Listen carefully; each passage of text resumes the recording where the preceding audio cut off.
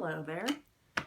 I have come here to tell you about the two greatest book series on this planet, Stormlight Archive and Betsy-Tacy series. And then, because I watched it last night, and I need to talk about it, Rogue One, because I have feelings about it. So we're going to start with Stormlight Archive, and this is one of my favorite series. It's fantasy, and the author is Brandon Sanderson, who is amazing.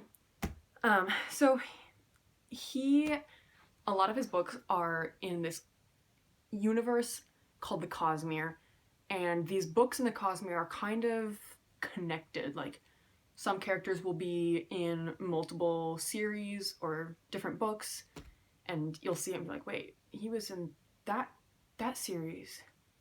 So it's really good. And the Stormlight Archive, I would say, is the best. And it's not even finished. There's 4 books out. I only own 3, sadly. The third one, Oathbringer, I don't own. And there's 10 books he's planning to write. I can't wait. So basically the premise is, a long time ago on Roshar, which is the planet they're on, there were these people called the Radiants, or the Knights Radiant. And they had special powers because they would bond with these like forces of nature called Spren. But hundreds of years ago, the Knights Radiants disbanded, and they were called heretics by the church, and like for hundreds of years you haven't seen a single Radiant. But now they're returning. So we follow 4 people who are kind of interacting with Spren. Like, they're seeing kind of weird things, but obviously not the entire part of the story. So the first one is Kaladin, and he is a slave. He runs bridges, and so he is seen as like a really worthless person, disposable. And he has like severe depression, and so his story is kind of going from someone who sees himself as his owners do, like disposable, he's nothing. But then he starts taking leadership of some of the other slaves and like training them, because he was actually in the army before. And so he starts training them with spears, and they become like more of a cohesive unit, and it's really amazing to read. And so then they actually get out of slavery. I won't tell you how, because that's kind of a big point in the book, but it's really, really awesome. And he actually, throughout the book, is having these interactions with a Spren, and her name is Syl, and their friendship is amazing. I love them. But they obviously are going to become something else. He may or may not turn into a Radiant, but can't say too much. So the next one we have is Shallan, or sometimes some people say Shallan.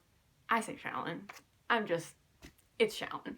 So Shallan Davar, and she comes from a really broken noble family. Like, her parents have been murdered. The house is like under a lot of political pressure, and so the only way to save her house and her family right now is to take this magical item called a soul caster. She has one, but it's broken, and so she's going to go and actually find one that is working and then swap them. It's like a huge heist, and she's really naive at first, but she grows a ton, and she actually, to get the soul caster, she goes to a woman named Yasna Colin. And Yasna Colin is this like really renowned, kind of infamous scholar, and Yasna takes Shallan on as her ward. And so Shallan, you have kind of a battle between Shallan, because she wants to save her family by getting the soul caster, but at the same time that would really endanger her spot as a ward.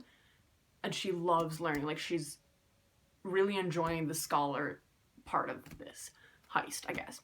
So then the next person we have is Dalinar Colin, and yes, he is the uncle of Yasna Colin.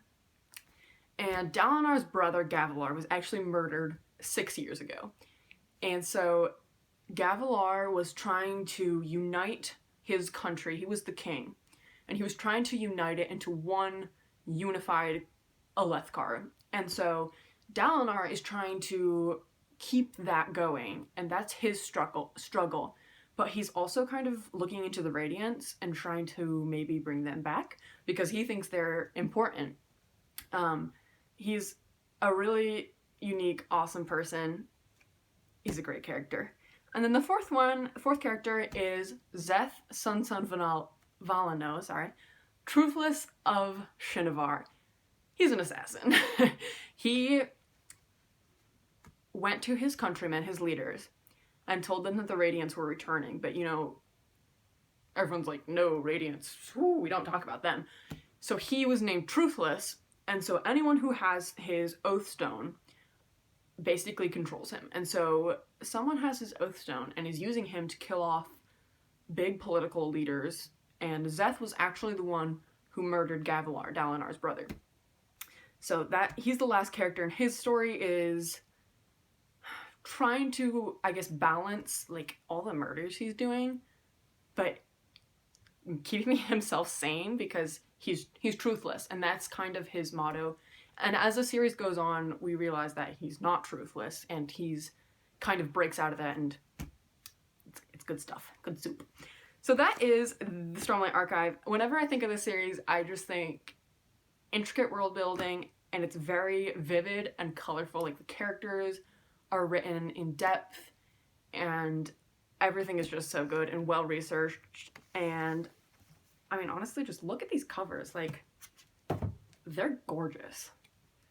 So that is the Stormlight Archive. So the second series I want to talk about, completely switching tracks here, is the Betsy-Tacy series by Maud Hart Lovelace. And this series is set in the early 1900s, like in 1900 to 1914, like the beginning of World War I. And the very first books, which I don't actually own, sadly, are Betsy, Ray, and just her and her friends Tacy and Tib having shenanigans around the town. You know, it's the first day of school, or they go to an opera, or they meet an actress, and it's just little, simple, day-to-day adventures.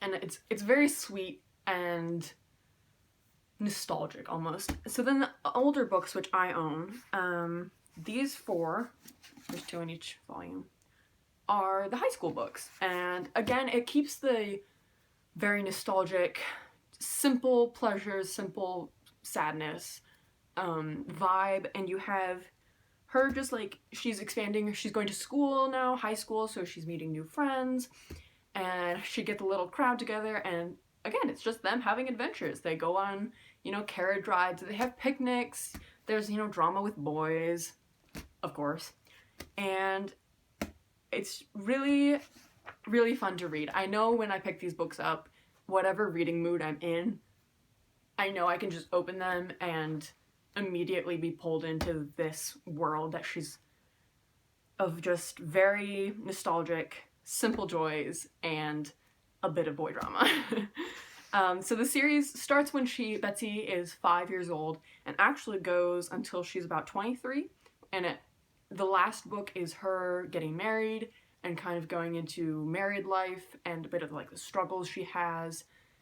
It's very well written. It's actually inspired by the author's life, and all the characters are inspired by people she knew. Really good. Really good. Would highly recommend. And lastly, that brings us to Rogue One. Cassian and Jyn are adorable. I absolutely cried. I cried so much. I didn't cry that much. But like, when they died, it was so bad. Anyway, I loved the movie. To be fair, I didn't pay attention all the time because I may have been texting people. But you know what? It's fine. It was still a really good movie. It's Star Wars. I feel like you can't go too wrong with Star Wars unless it's Kylo Ren and Rey. But we're not talking about that. So, Rogue One, I loved it. Cassian and Jyn are my OTP right now, and I love them so much. That's all for today. Bye!